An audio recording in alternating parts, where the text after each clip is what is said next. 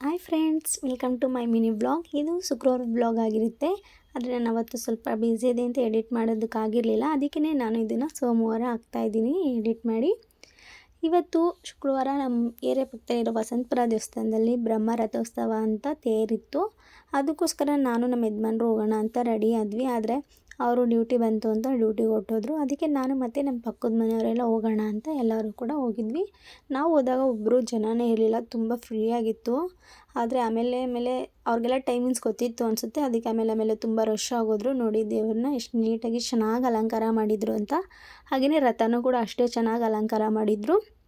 ನೋಡಿ ದೇವರು ಈ ಥರ ಅಂದರೆ ರಥದ 3 ರೌಂಡ್ ಸುತ್ತಿ ಆಮೇಲೆ ದೇವ್ರನ್ನ ಒಳಗಡೆ ಕೂರಿಸೋದಂತೆ. ಯಾಕೆ ಅಂತ ನನಗೆ ಗೊತ್ತಿಲ್ಲ.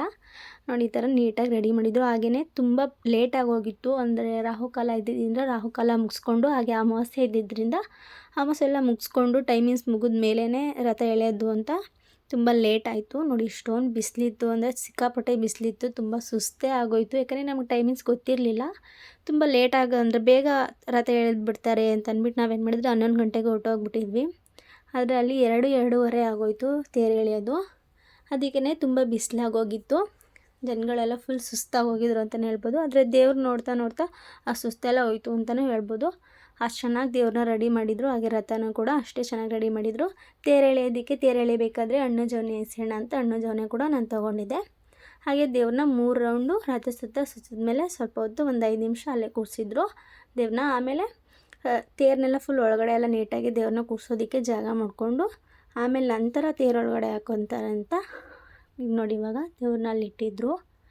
ದೇವ್ರನ್ನ ಅಷ್ಟು ಚೆನ್ನಾಗಿ ಅಲಂಕಾರ ಮಾಡಿದ್ದಾರೆ ಅಂತ ನೋಡಿ ನಿಮಗೇ ಕಾಣ್ಬೋದು ಎಷ್ಟು ಚೆನ್ನಾಗಿ ಅಲಂಕಾರ ಮಾಡಿದರು ಅಂತ. ನೋಡಿ ಇವಾಗ ತೇರೊಳಗಡೆ ದೇವ್ರನ್ನ ಕೂರಿಸ್ತಾ ಇದ್ದಾರೆ. ನೋಡಿ ಚೆನ್ನಾಗಿ ದೇವರು ಎಷ್ಟು ಚೆನ್ನಾಗಿ ರೆಡಿ ಮಾಡಿದ್ರು ಗೊತ್ತಾ. ತೇರು ಕೂಡ ತುಂಬ ಚೆನ್ನಾಗಿ ಕಾಣ್ತಾಯಿತ್ತು. ನಾವು ಈ ಥರ ಜಾಸ್ತಿ ತೇರು ಎಳೆದು ನೋಡೋದಕ್ಕೆ ಹೋಗೋಕ್ಕೆ ಇಷ್ಟ. ಹಾಗೆಯೇ ತೇರು ಎಳಿಬೇಕಾದ್ರೆ ನಾವೊಂದು ಕೈ ಹಾಕೋಣ ತೇರು ಎಳೆಯೋದಕ್ಕೆ ಅಂತ ಅನಿಸುತ್ತೆ ಬಂಡಿಗೆ. ಆದರೆ ತುಂಬ ರಶ್ ಇರ್ತಾರೆ. ಆದರೂ ಕೂಡ ತೇರು ಎಳಿಬೇಕಾದ್ರೆ ನಾನು ಹೋಗಿ ಫುಲ್ ರಸ್ಸಲ್ಲಿ ಕೂಡ ಬಂಡಿನೇ ಮುಟ್ಟಿದೆ. ನೋಡಿ ಇವಾಗ ದೇವ್ರ ಇನ್ನೂ ತೇರು ಎಳಿತಾನೆ ಏನಿಲ್ಲ. ಆಗಲೇ ತುಂಬ ಜನ ಹಣ್ಣು ಜವನೆ ಎಲ್ಲ ಫುಲ್ ಎಸ್ಬಿಟ್ರು. ಪಾಪ ಅಲ್ಲಿ ಪೂಜೆ ಮಾಡುತ್ತಿರೋರಿಗೆಲ್ಲ ಬೀಳ್ತು. ನಾನು ಮಾತ್ರ ಫುಲ್ ತೇರು ಎಳಿತಿರ್ಬೇಕಾದ್ರೇ ಎಸ್ದೆ. ಹಾಗೆ ನಾನು ಕೂಡ ಹೋಗಿ ಬಂಡಿನ ಮುಟ್ಕೊಂಡೆ. ನೋಡಿ ಇವಾಗ ಎಲ್ಲ ತುಂಬ ಜನ ರಶ್ ಇದ್ದರು. ಹಾಗೆ ದರ್ಶನ ಎಲ್ಲ ಮುಗಿಸಿ ಪ್ರಸಾದ ಕೊಟ್ಟರು. ಪ್ರಸಾದ ತಿಂದ್ಕೊಂಡು ಮನೆ ಕಡೆ ಹೊರಟ್ವಿ. ಈ ವಿಡಿಯೋ ನಿಮಗೆ ಇಷ್ಟ ಆಗಿದ್ರೆ ಲೈಕ್ ಮಾಡಿ, ಕಮೆಂಟ್ ಮಾಡಿ, ಹಾಗೆ subscribe to my channel. Thank you all.